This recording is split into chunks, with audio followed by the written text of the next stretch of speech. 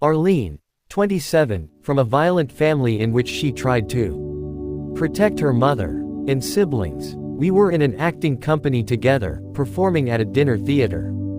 Ellis was 7 years younger than I, and not very physically attractive to me.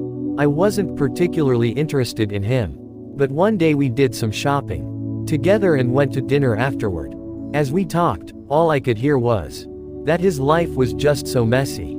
There were all these things he wasn't taking care of, and when he talked about them I got this terrific urge to get in there and set it all straight. He mentioned to me that first evening that he was bisexual. Though that didn't fit in with my value system, I turned it into a joke and said I was, too, that when someone got sexual with me I said, bye. Actually, I was really afraid of men who came on too strong. My former husband had been abusive to me, and so had another boyfriend. Ellis seemed safe to me. I was as sure that he couldn't hurt me as I was that I could help him. Well, we got heavily involved not long after that. In fact, we lived together for several months before I called it quits, and the whole time I was tense and afraid.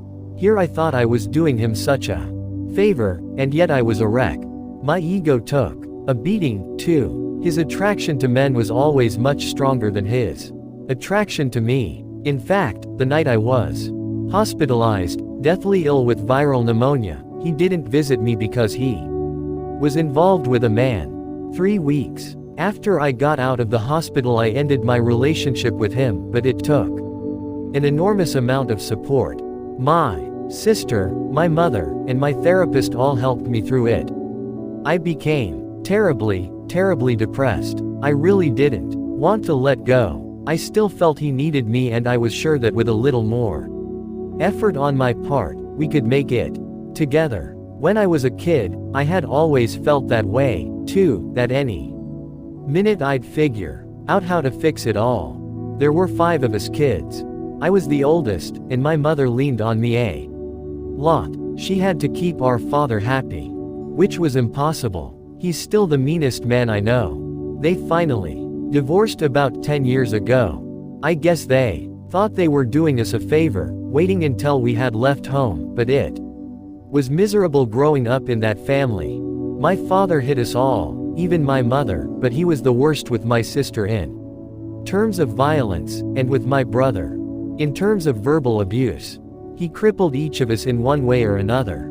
All I ever felt was that there must be something I could do to make everything better, but I never quite figured out what that would be. I tried talking to my mother, but she was so passive. Then I'd stand up to my dad, but not very much because that was too dangerous. I used to sort of coach my sister and brother on how not to get in dad's way, not to talk back. We would even come home from school and go through the house just to figure out what might upset him, in order to fix it before he got home in the evening. We were all so scared and unhappy so much of the time. Arlene's attraction to Ellis, because she saw herself as stronger, more mature, and more practical than Ellis. Arlene hoped to have the upper hand in her relationship with him and thereby avoid being hurt.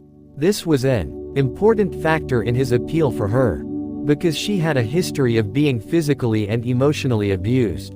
Starting in childhood, her fear and rage toward her father made Ellis, in contrast, appear to be the perfect answer to her problems with men, because it seemed unlikely that he would ever respond so strongly toward her as to become violent. Unfortunately, in the few months they were together, she experienced as much hurt and heartache as she had with the heterosexual men she had known. The challenge of trying to literally and figuratively straighten out the life of a man who was basically gay was commensurate with the level of struggle Arlene knew so well from childhood. The emotional pain inherent in this relationship was familiar, too, always waiting for the other shoe to drop, to be hurt or shocked or offended by someone who was supposedly on her side, who supposedly cared for her. Arlene's conviction that she could coerce Ellis into becoming what she needed him to be made it difficult for her to finally let go. Susanna, 26, divorced from 2 alcoholics, daughter of an emotionally dependent mother. I was in San Francisco attending a 3-day training seminar to prepare me to pass my state boards for my license as a social worker. At the afternoon break of the second day, I spotted this very handsome man, and when he passed by, I flashed him my sunniest smile. Then I went off to sit outside and relax. He came up to me and asked me if I was going up to the cafeteria. I said sure, I could go, and when we got there he said a little hesitantly, "Can I buy you something?" I had the feeling he couldn't really afford it, so I said, "Oh, no. That's okay." So I bought myself some juice and we went back and talked for the rest of the break. We told each other where we were from and where we worked, and he said, "I'd like to have dinner with you tonight." We made arrangements to meet at Fisherman's Wharf, and when I met him there that evening he looked troubled. He said he was trying to decide whether to be romantic or practical, because he had only enough money with him to either take me on a cruise of the bay or to dinner. Of course I jumped right in and said, "Let's go on the cruise and I'll take you to dinner." So we did, and I felt strong and clever because I'd made it possible for him to do both things he wanted to do. It was very beautiful out in the bay. The sun was setting, and we talked the whole time. He told me how afraid he was to be close to someone, that he was in a relationship now that had gone on for years, but he knew it wasn't right for him. He just stayed because he was so fond of the woman's 6-year-old son and couldn't bear to think of the boy growing up without a male figure in his life. He also hinted pretty broadly that he was having sexual difficulties with this woman, because he wasn't all that attracted to her. Well, all my wheels were turning. I was thinking, this is a wonderful man who just hasn't met the right woman yet. Obviously he's tremendously compassionate and honest. It didn't matter that he was 37 years old and had probably had plenty of chances to develop a good relationship. That, maybe, just maybe, something was wrong with him. Here he'd given me a virtual shopping list of his flaws: impotence, fear of intimacy, and financial problems. And it didn't take much intelligence to figure out that he was pretty passive, too, from the way he operated. But I was too enchanted with the idea that I could be the one to make a difference in his life, to be warned off by what he was saying. We went to dinner and I paid, of course. He protested, saying how much it bothered him, and I just twinkled at him that he could come visit me and take me out to dinner to pay me back. He thought that was a great idea, wanted to know all about where I lived, where he could stay if he came down, what the job opportunities were in my town. He had been a school teacher 15 years before, and after many job changes, each, he admitted, for less money and less prestige, was now working in an outpatient counseling clinic for alcoholics. Well, that was perfect. I'd been involved with alcoholics before and had been torn up in the process. But here was someone safe, someone who couldn't possibly be alcoholic because he counseled them, right? He did mention that our waitress, an older woman with a gravelly voice, reminded him of his mother, who was an alcoholic. And I knew how frequently children of alcoholics develop the disease of alcoholism themselves. But he never drank the whole evening, just kept ordering Perrier. I was practically purring, thinking, this is the man for me. Never mind all those job changes and the fact that his career picture in general had been going downhill. That had to be due simply to bad luck. He seemed to have a lot of bad luck, and that made him more appealing. I felt sorry for him. He spent quite a lot of time telling me how attracted he was to me, how comfortable it felt to be with me, how well matched we were. I was feeling exactly the same way. We parted ways that night with him acting the perfect gentleman and my kissing him goodnight very warmly. I felt so safe. Here was a man who wasn't going to push at me to be sexual, who just wanted to be with me because he enjoyed my company. I didn't take this as a sign that Perhaps he really did have sexual problems and was therefore trying to avoid the whole thing. I guess I was sure that, given the chance, I could solve any little difficulties he had. The seminar ended the next day, and afterward we talked about when he could visit me. He suggested he come the week before his exams and stay at my apartment, but he wanted to just study while he was there. I had a few days of vacation coming up and thought it would be great to take it during that time, so we could sightsee together. No, his exams were too important. Pretty soon I was disregarding everything I would want to do, as I tried to make it all perfect for him. I was also more and more afraid he wouldn't come down, even though having someone staying in my apartment studying while I went to work every day didn't sound like a lot of fun. But I had this need to make it right, and already felt guilty if he wasn't happy. And there was this terrific challenge to keep him interested. He had started off so attracted to me that now, if he cooled off, it would feel like I had blown it, so I was standing on my head trying to keep him involved. Well, we parted ways with things still unsettled, even after I had come up with plan after plan, trying to solve all the problems involved in his coming down. I felt depressed after we said goodbye, and I didn't know why, just kind of bad that I hadn't been able to fix it all and make him happy. He called me the next afternoon, which made me feel wonderful. I felt redeemed. The following night he called me at 10:30 and began to ask me what he should do about his present girlfriend. I didn't have the answers on that one and told him so. My discomfort was really increasing now. I felt set up, somehow, and for once didn't follow an old pattern of mine to jump in and try to fix it. He began to yell at me over the phone and then hung up on me. I was stunned. I began to think, maybe this is my fault, I wasn't helpful enough. And I had this terrific urge to call him back and apologize for making him so angry. But remember, I had been involved with several alcoholics, and because of this I was going regularly to Al-Anon meetings. Somehow that program kept me from calling him and accepting all the blame. Well, in a few minutes he called back and apologized for hanging up. Then he asked me all the same questions, which I still couldn't answer. He yelled some more and hung up on me again. This time I realized he had been drinking, but I still had the same urge to call him back and try to make everything all right. If I had taken responsibility for him on the phone that night, we might be together right now, and I shudder to think what that would be like.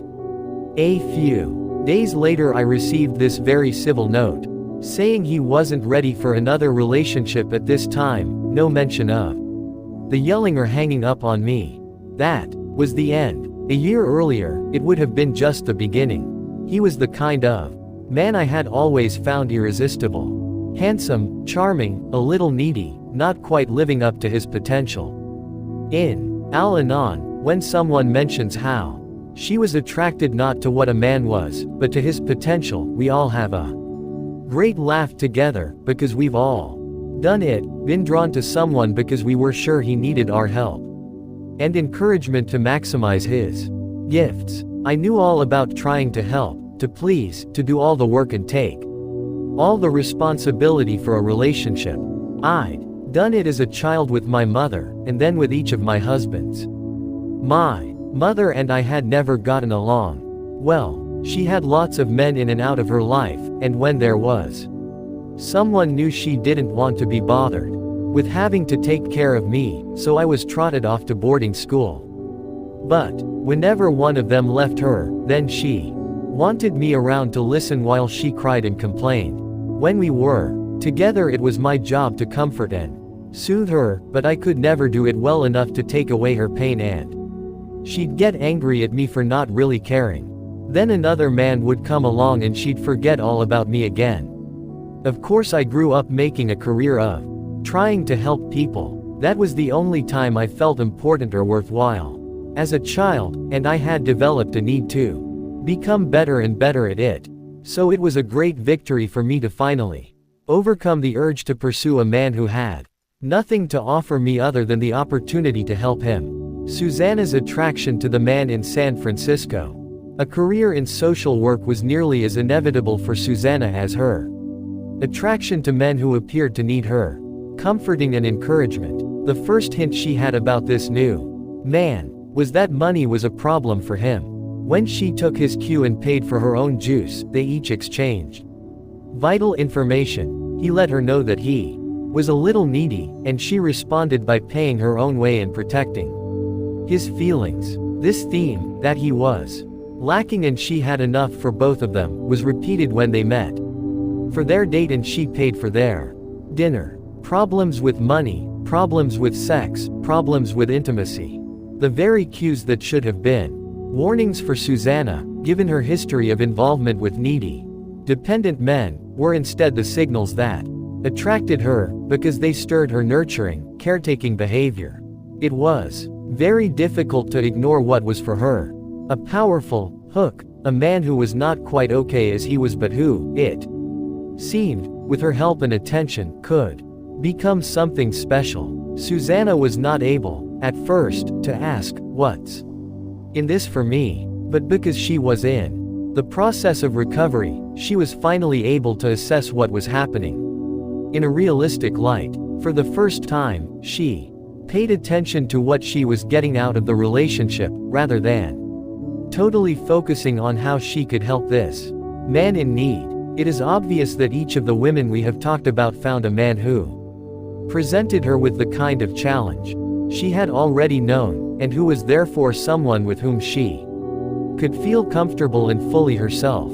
But it is important to understand that none of these women recognized what was attracting her. If that understanding had been there, there would also have been a more conscious choice about whether to enter such a challenging situation. Many times we believe we are attracted by qualities that appear to be the opposite of those our parents possessed. Arlene, for instance, finding herself drawn to a bisexual man, much younger than herself, of slight build, and anything but physically aggressive toward her, consciously felt she would be safe with a man unlikely to repeat her father's pattern of violence. But the less conscious struggle to change him into what he was not, to prevail in a situation that from the beginning was obviously not going to meet her needs for love and security. That was the inviting element in developing a relationship with him, and that was what made it so difficult for her to let go of him, and the challenge he represented. Even more convoluted, but just as common, is what happened between Chloe, the art student, and her violent misogynist. Every clue about who he was and how he felt was present in their first conversation, but her need to take on the challenge he represented was so great that instead of seeing him as dangerously angry and aggressive, she perceived him as a helpless victim, needing understanding. I would venture to guess that not every woman meeting this man would see him thus. Most would give him and his attitudes wide berth, but Chloe distorted what she saw. So strong was her drive to engage with this man and all he represented. Once begun, why is it so difficult to stop these relationships, to let go of the partner who is dragging you through all the painful steps of this destructive dance? A rule of thumb is, the more difficult it is to end a relationship that is bad for you, the more elements of the childhood struggle it contains. When you are loving too much, it is because you are trying to overcome the old fears, anger, frustration, and pain from childhood, and to quit is to surrender a precious opportunity for finding relief and rectifying the ways you have been wronged. While these are the unconscious psychological underpinnings that make explicable your drive to be with him in spite of the pain, they do little justice to the intensity of your conscious experience. It would be difficult to overstate the sheer emotional charge that this kind of relationship, once begun, carries for the woman involved. When she tries to cut herself off from relating to the man she loves too much, she feels as though thousands of volts of painful energy are rushing through her nerves and spilling out their severed ends. The old emptiness surges and swirls around her, pulling her down into the place where her childhood terror of being Alone still lives, and she is sure she will drown in the pain. This kind of charge, the sparks, the chemistry, the drive to be with that other person and to make it work, are not present to the same degree in healthier, more satisfying relationships. Because they do not embody all the possibilities for settling old accounts and for prevailing over what was once overwhelming. It is this thrilling possibility of righting old wrongs, winning lost love, and gaining withheld approval that, for women who love too much, is the unconscious chemistry behind falling in love. This is also why, when men come into our lives who are interested in our well-being and in our happiness and fulfillment, and who present the genuine possibility of a healthy relationship, we usually are not interested. And, make no mistake, these kinds of men do come into our lives. Each of my clients who has loved too much has been able to recall at least one, often several, men whom she has described wistfully as really nice, so kind, actually cared about me. Then usually comes the ironic smile and the question, now why didn't I stick with him? Often she is able, in the next breath, to answer her own query. Somehow I could never get that excited about him. I guess he was too nice, huh?